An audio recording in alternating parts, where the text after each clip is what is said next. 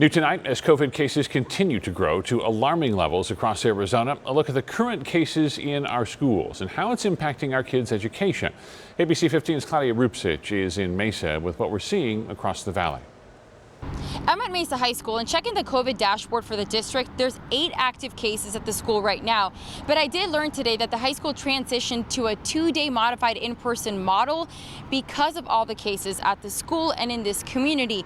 This is the largest district in our state, and Mesa Public Schools right now, according to county data, is in the yellow category, but there's several zip codes within the district in the substantial spread category. We all have to do our part if we want schools to stay open in some fashion. Chris Cotterman with the Arizona School Boards Association says school leaders are keeping a close eye on Maricopa County's growing case numbers, having conversations about potentially having to return to virtual learning. Regardless of the electoral outcomes, COVID's still here and school districts still have to deal with it. And so they're going to do what they need to do, but they don't want to close if they don't have to. The Maricopa County School Dashboard updates Thursday mornings. It shows 6 zip codes in Mesa Public Schools in the substantial spread category, with more zip codes all over the valley showing red, including in the Paradise Valley and Scottsdale Unified School Districts. If you want your schools open, comply with the mitigation plan the schools set out.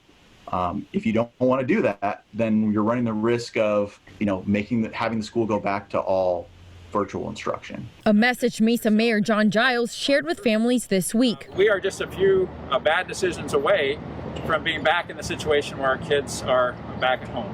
According to Maricopa County Health, there have been 53 outbreaks in schools and 235 COVID cases associated with these outbreaks. The name of the game here is containment of spread. So if it means that they have to cancel football games or go virtual for 2 weeks in order to snuff out a potential spread, they're willing to do that in order to preserve school for most students over the longer term. According to the AIA, 38 football teams have had to cancel at least 1 game this season due to COVID, 3 happening this week.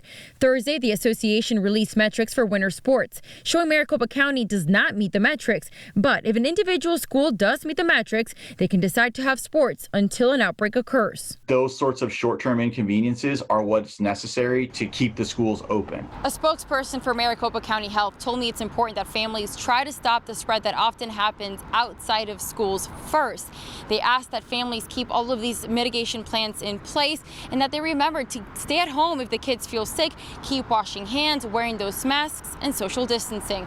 In Mesa, I'm Claudia Rupsich, ABC 15 Arizona. Claudia, thank you.